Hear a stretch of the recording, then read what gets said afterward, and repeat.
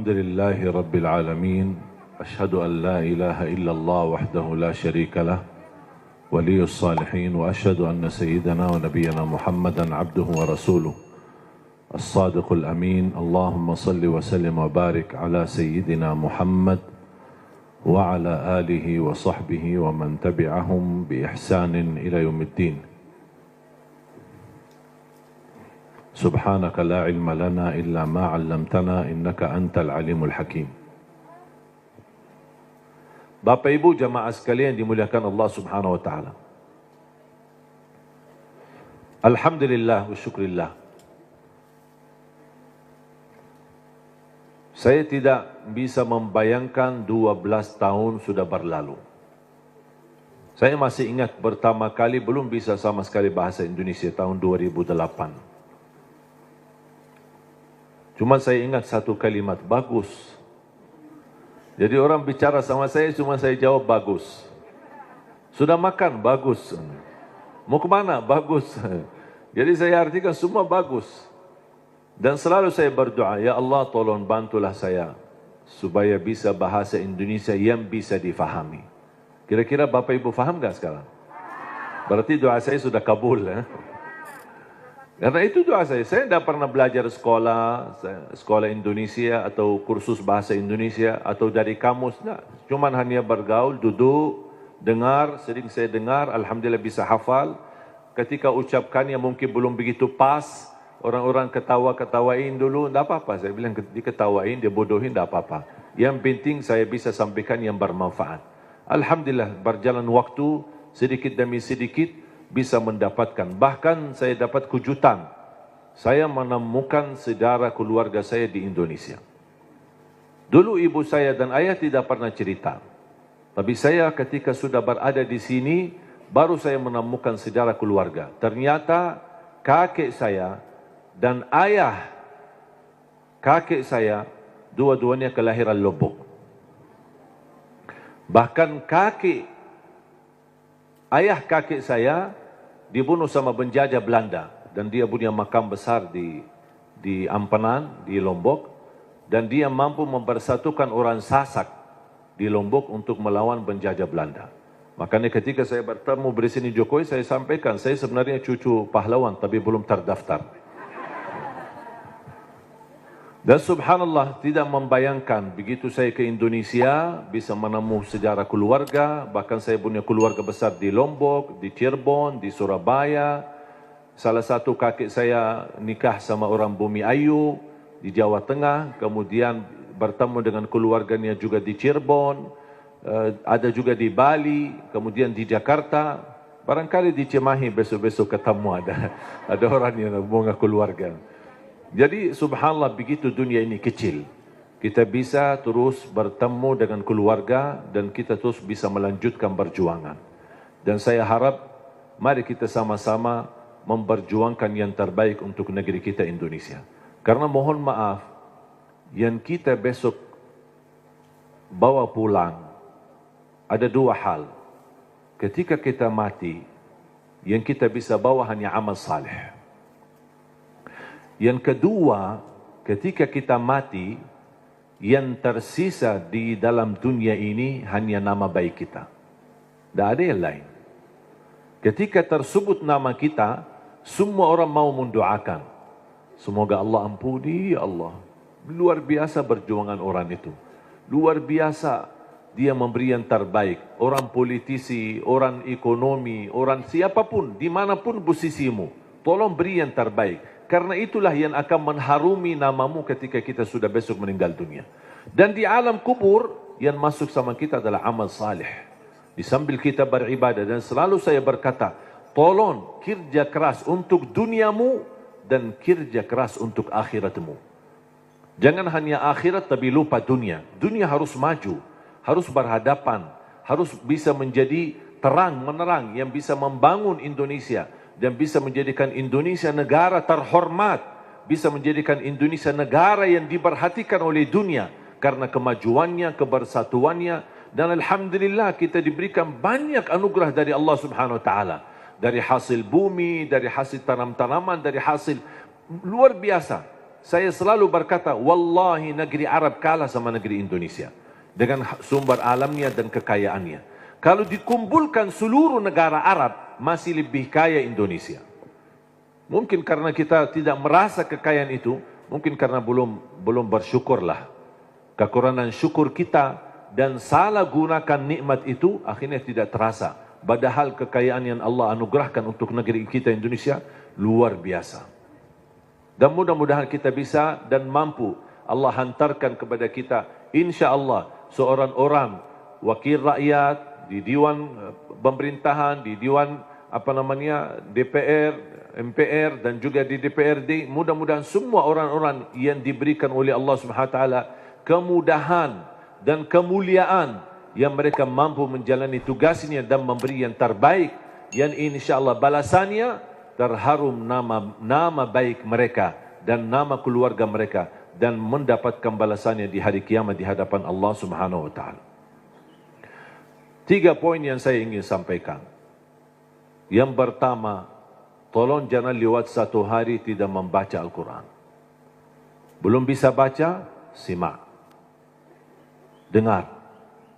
Masih merasa bacanya belum begitu lancar, tidak apa-apa, dengar. Karena pahalanya sama. Yang membaca maupun yang simak, pahalanya sama. Setiap 1 huruf dapat 10 kebaikan. Ini bukan kata saya, tapi kata Rasulullah sallallahu alaihi wasallam. Man qara harfan min kitabillah falahu hasanah wal hasanatu bi 10 amthaliha. Barang siapa yang membaca kitabullah 1 huruf saja dapat 1 kebaikan, dan 1 kebaikan pula dilipat oleh Allah menjadi 10 kebaikan. Alif lam mim bukan 1 huruf, tapi alif 1 huruf, lam 1 huruf, mim 1 huruf. Bayangkan jemaah, bismillahirrahmanirrahim 19 huruf dikali 10 190. Dari segi baca 19, tapi tulisan pahala 190. Dan setahu saya tidak ada amalan yang bisa memberikan pahala berhuruf hanya Al-Quran. Injil, Taurat, Zabur, Suhuf Ibrahim wa Musa, hadis Qudsi, hadis Nabawi, tidak ada. Salat 10 kali lipat, tapi dari total salat. Tidak dihitung setiap rukuk, sujud, bacaan dalam salat, tidak. Dihitung total salat. 5 waktu dapat 50. Sebagaimana diperintahkan di awal 50 kali salat. Tapi Al-Quran satu-satunya ibadah yang nilai pahalanya berhuruf. Bersatu huruf. Dan menurut saya ini promo yang paling istimewa dari Allah. Paham bu promo? Biasanya ibu-ibu yang tahu promo. Ada enggak di pasar promo? Kalau kita misal mau belanja, ditawarkan, ini beli misal gelas 1 dapat gratis 1.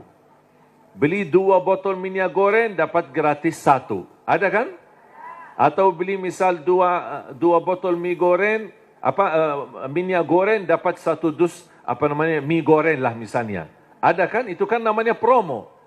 Pernah enggak Bapak Ibu bertemu dengan promo, beli 1 botol minyak goreng dapat 10 gratis? Ada enggak promo begitu?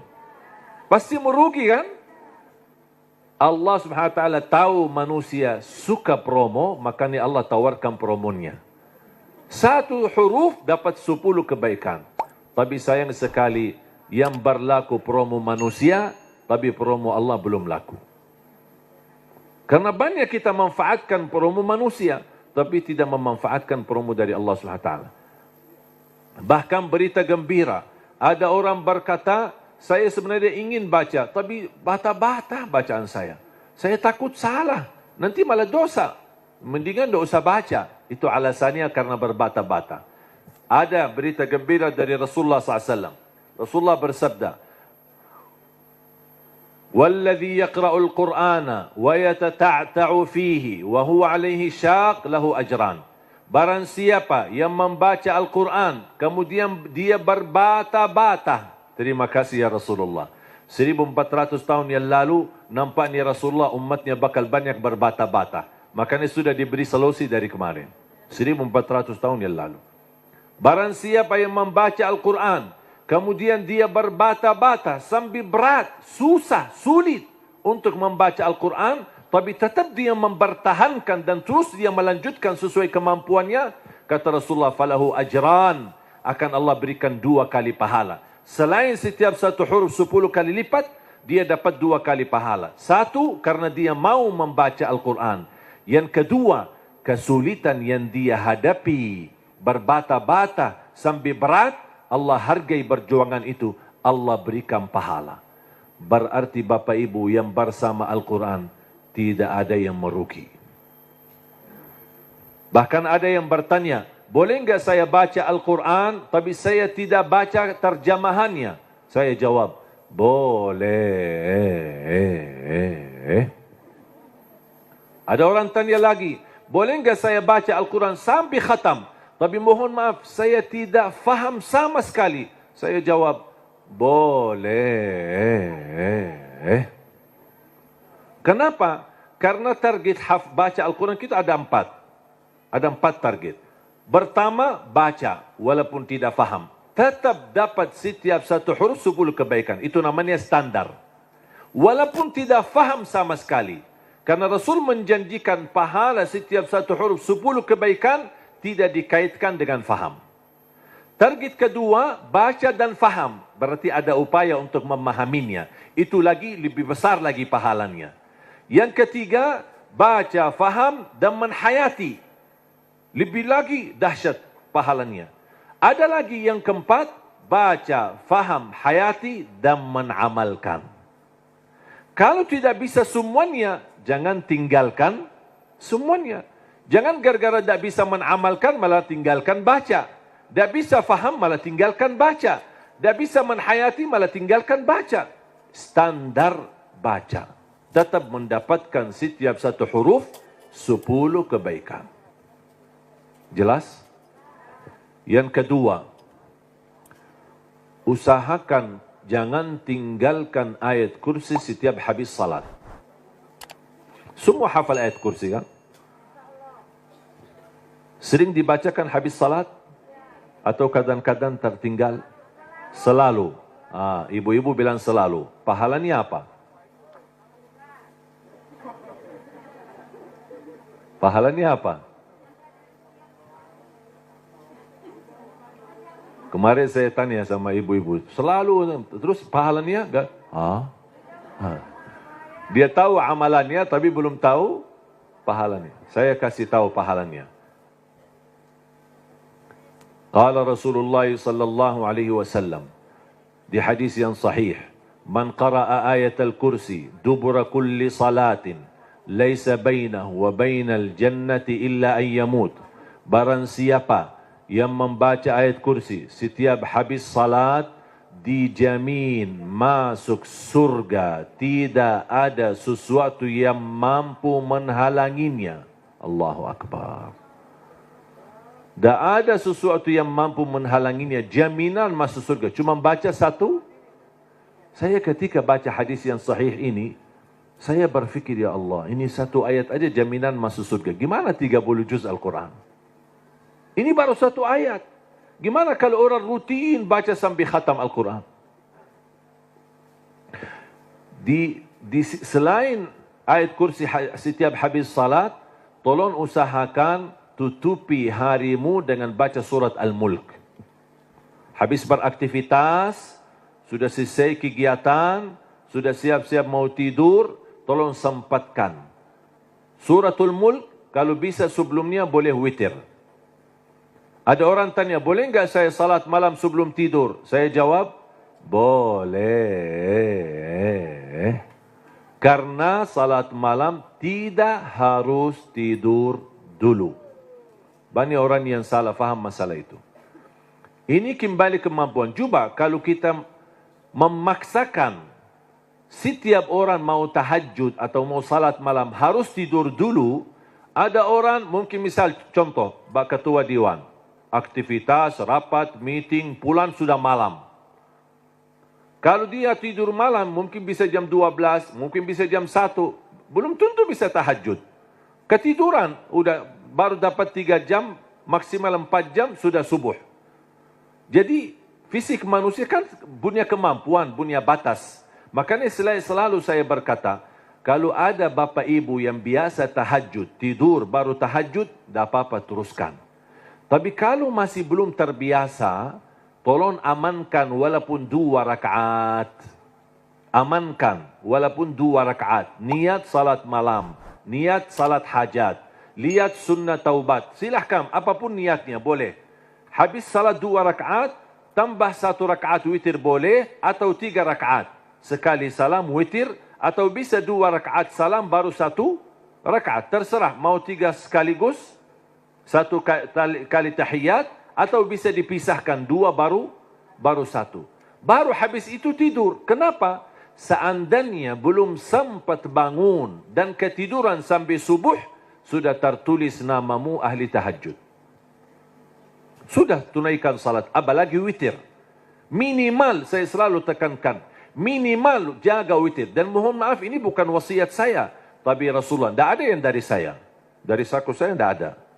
Semua dari Rasulullah SAW. Apa kata Rasulullah kepada Abu Hurairah? Abu Hurairah berkata, Rasulullah menwasiat awsani khalili wa an utira qabla an anam.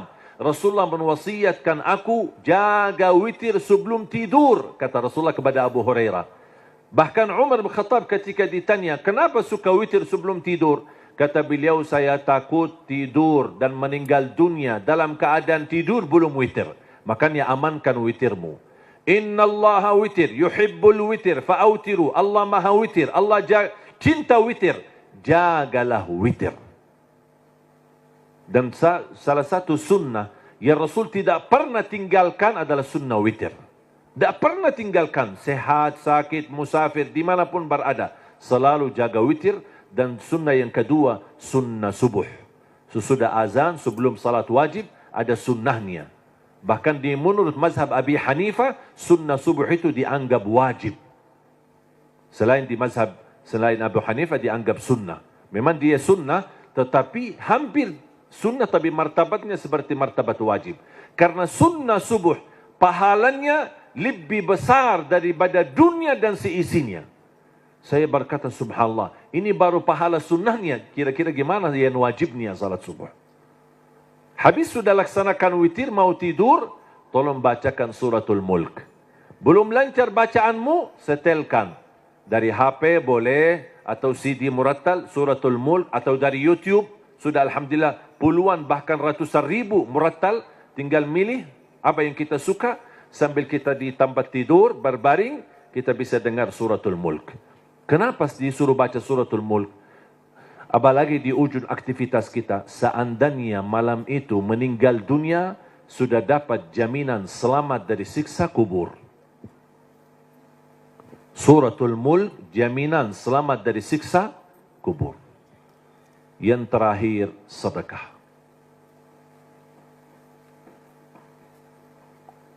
Yang pertama, jangan lewat 1 hari tidak baca Quran. Yang kedua, ayat kursi setiap habis salat. Termasuk jaga suratul mulk. Kalau bisa sebelumnya jaga witir. Terus sekarang yang ketiga, sedekah. Terutama sedekah subuh. Terutama sedekah subuh. Saya sudah sering membahas dahsyat sedekah subuh. Saya yakin Bapak Ibu, semua para hadirin, saya yakin orang yang suka bersedekah. Tapi ada yang satu sering tertinggal. Doa habis sedekah. Atau doa di saat sedekah. Tahu enggak Bapak Ibu, doa di saat sedekah termasuk doa makbul? Tapi kadang-kadang kota amal lewat, kita isi tapi tidak doa. Sering kita lupa doa itu. Padahal bisa, ya Allah aku mohon dengan berkat sedekah ini, titipkan pahala sedekah ini untuk kedua orang tuaku. Ya Allah aku mohon dengan berkat sedekah ini, sembuhkan penyakitku kalau lagi sakit. Ya Allah dengan berkat sedekah ini, mudahkan urusanku. Apapun hajat kita, luar biasa dahsyat sedekah. Termasuk sedekah subuh. Dan saya sudah buat ada tausiah ceramah. Mungkin Bapak Ibu nanti habis acara berkenan bisa lihat di channel YouTube kami, namanya dahsyat sedekah subuh. Saya sudah bahas satu tausiah khusus hanya membahas keutamaan dan manfaat daripada sedekah subuh. Dan sedekah setiap waktu dan setiap saat ada manfaatnya. Tapi lebih istimewa di waktu subuh, itu lebih dahsyat. Bisa Bapak Ibu, saya tidak akan bongkar apa isinya dan apa rahasianya. Bisa Bapak Ibu nanti lihat di YouTube. Sedekah menjaminkan husnul khatimah. Sedekah menjaminkan selamat dari kematian kecelakaan. Sedekah menjaminkan selamat dari kematian kebakaran. Sedekah menjaminkan selamat dari kematian mendadak. Sedekah menjaminkan selamat dari su'ul khatimah. Sedekah menjaminkan kesembuhan penyakit. Sedekah menjaminkan memadamkan kemurkaan Allah. Dan sedekah menjaminkan ampunan dosa. Sedekah menjaminkan terkabul doa. Makanya ketika bersedekah jangan lupa berdoa. Apalagi di saat sedekah subuh. Dan cukup ketika bersedekah sebut satu hajat. Jangan habis salat subuh mau isi sedekahnya koin tapi doanya sampai terbit matahari.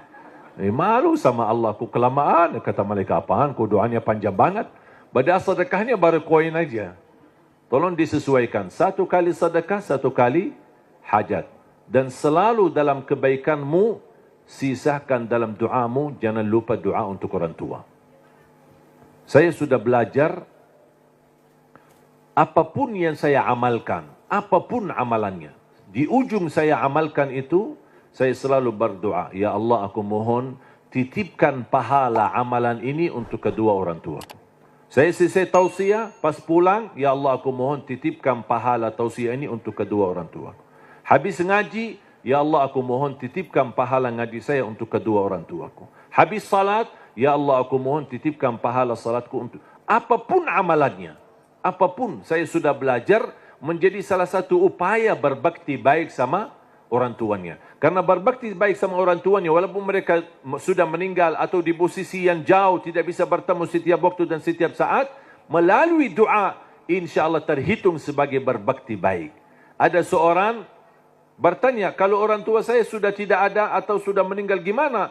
Apakah saya masih punya kesempatan berbakti baik? Saya menjawab, masih punya kesempatan. Ada dua amalan, sedekah dan doa, bisa menjadi bermanfaat untuk orang tua kita.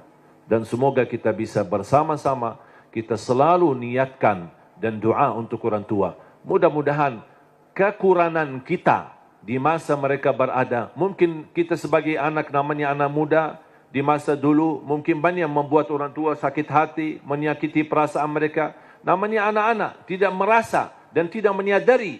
Makanya ayo mari kita sama-sama memperbaiki. Semoga semua dosa-dosa kita di hadapan orang tua dan terhadap orang tua mudah-mudahan diampuni oleh Allah Subhanahu wa taala dan dijadikan kita orang yang berbakti yang mendapatkan pahalanya di sisi Allah Subhanahu wa taala. Amin ya rabbal alamin.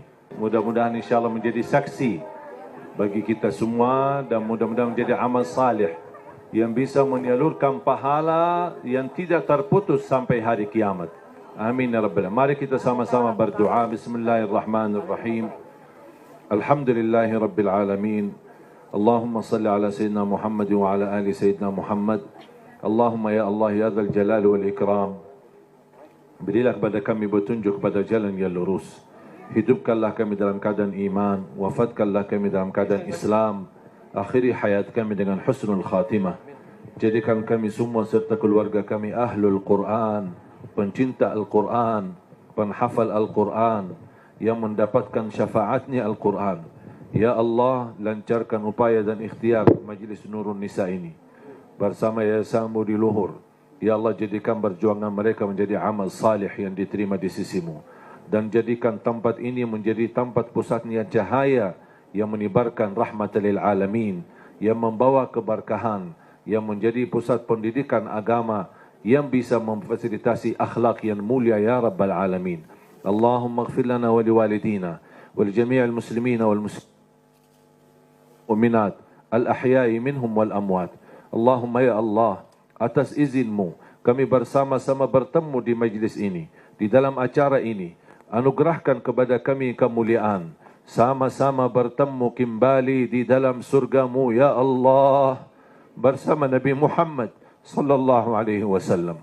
Rabbana taqabbal minna innaka antas samiul alim wa tub alaina innaka antat tawwabur rahim. Rabbana atina fid dunya hasanah وفي الآخرة حسنة وقنا عذاب النار وصلى الله على سيدنا ونبينا محمد وعلى آله وصحبه وبارك وسلم والحمد لله رب